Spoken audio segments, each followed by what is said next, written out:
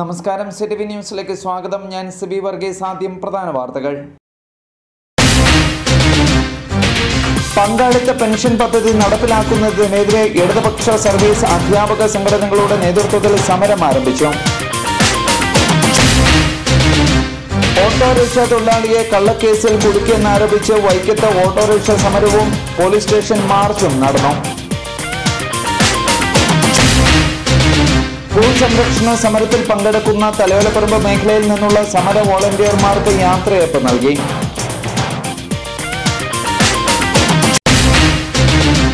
വാർത്തകൾ വിശദമായി. പങ്കാളിത്ത പെൻഷൻ പദ്ധതി നടപ്പിലാക്കുന്നതിനെതിരെ ഇടതുപക്ഷ സർവീസ് അധ്യാപക സംഘടനകളുടെ ആഭിമുഖ്യത്തിൽ സമരം ആരംഭിച്ചു. പണിമുടക്കിന്റെ ഭാഗമായി സമര അനുകൂലികൾ വൈക്കത്ത് പ്രകടനം നടത്തി.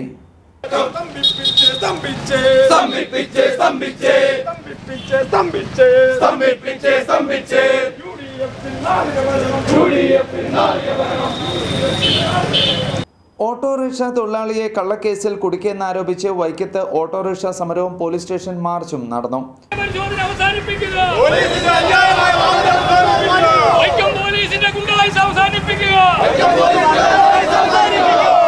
ഓട്ടോറിക്ഷ തൊഴിലാളി യൂണിയൻ CITUവിന്റെ നേതൃത്വത്തിലായിരുന്നു മാർച്ച്. ഈ ഉണ്ടായ സംഭവം ഇവിടെ വെച്ച് അവസാനിപ്പിക്കണം. മര്യാദയ്ക്ക് ഞങ്ങൾ പറയുന്നു, സ്നേഹത്തോടെ പറയുന്നു, ന്യായത്തിന്റെ ഭാഷയിൽ പറയുന്നു. CPIM പാർട്ടി വൈക്കത്തെ ഏറ്റവും വലിയ രാഷ്ട്രീയ പാർട്ടിയാണ്.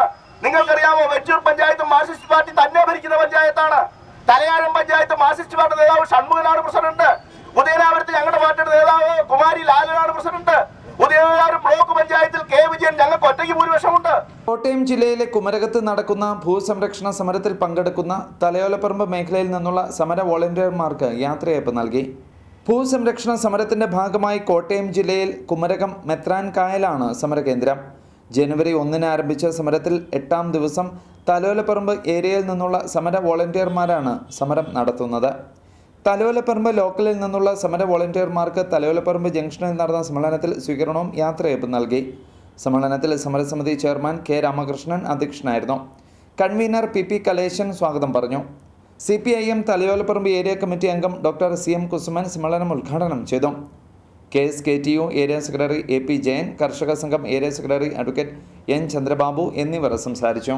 ഭൂപരിഷ്കരണ നിയമം അട്ടിമറിക്കാതിരിക്കുക, എല്ലാ ആദിവാസികൾക്കും ഒരേക്കർ ഭൂമി വീതം അനുവദിക്കുക, എല്ലാ ഭൂരഹിത പട്ടികജാതിക്കാർക്കും ഉടൻ ഭൂമി നൽകുക, എല്ലാ ഭൂരഹിതരായ പാവപ്പെട്ടവർക്കും ഭൂമി നൽകുക, നെൽവയൽ തണ്ണീർത്തട സംരക്ഷണ നിയമം കർശനമായി നടപ്പിലാക്കുക, എല്ലാ കൈവശ കൃഷിക്കാർക്കും പട്ടയം നൽകുക തുടങ്ങിയ ആവശ്യങ്ങൾ ഉന്നയിച്ചാണ് ഭൂസമരം നടക്കുന്നത്.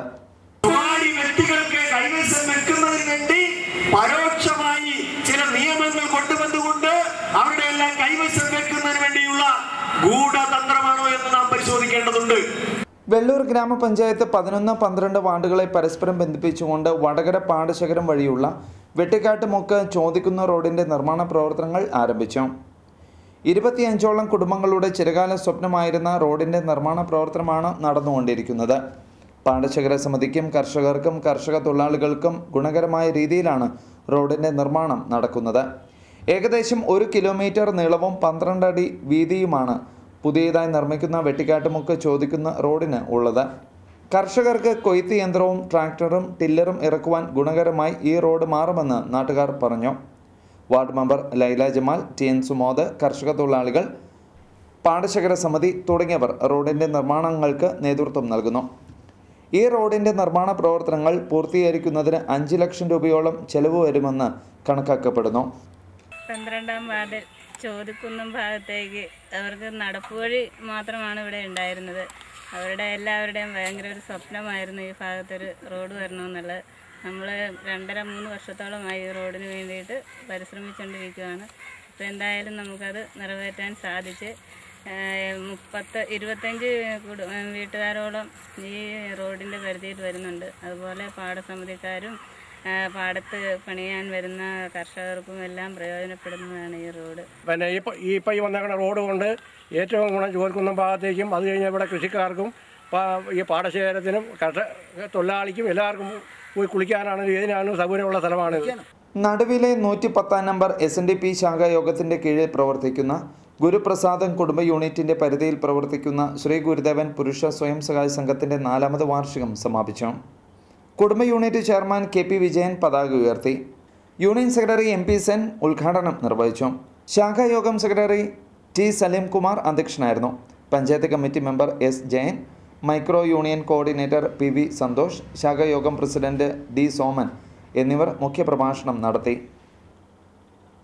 കൺവീനർ രാജൻ R, ശാഖാ vice president K Chellappan, union committee member Manoj, ശാഖായോഗം കമ്മിറ്റി മെമ്പർമാരായ പുരുഷൻ, രാജേന്ദ്രൻ, സാബു, പൊന്നപ്പൻ, ലതികാദേവി, വനിതാ സംഘം പ്രസിഡന്റ് ലേഖ മനോജ്, സെക്രട്ടറി മാലതി വിജയൻ, കുമാരനാശൻ കുടുംബ unit convener Seman, TK Madhavan കുടുംബ യൂണിറ്റ് കൺവീനർ ശൈലജ രാജൻ, ഗുരുകൃപ കുടുംബ യൂണിറ്റിലെ Sindhu, John convener VD Sunilkumar എന്നിവർ സംസാരിച്ചു.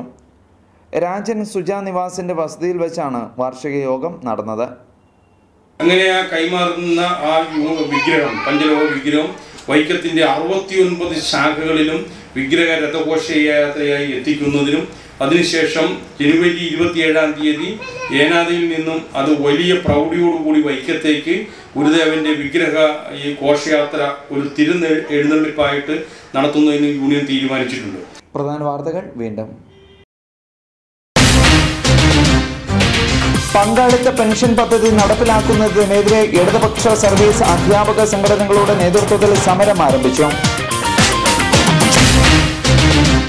ഓട്ടോറിക്ഷ തൊഴിലാളിയെ കള്ളക്കേസിൽ കുടുക്കിയെന്നാരോപിച്ച് വൈക്കത്ത് ഓട്ടോറിക്ഷ സമരവും പോലീസ് സ്റ്റേഷൻ മാർച്ചും നടന്നു. ഭൂസംരക്ഷണ സമരത്തിൽ പങ്കെടുക്കുന്ന തലയോലപ്പറമ്പ് മേഖലയിൽ നിന്നുള്ള സമര വോളണ്ടിയർമാർക്ക് യാത്രയയപ്പ് നൽകി.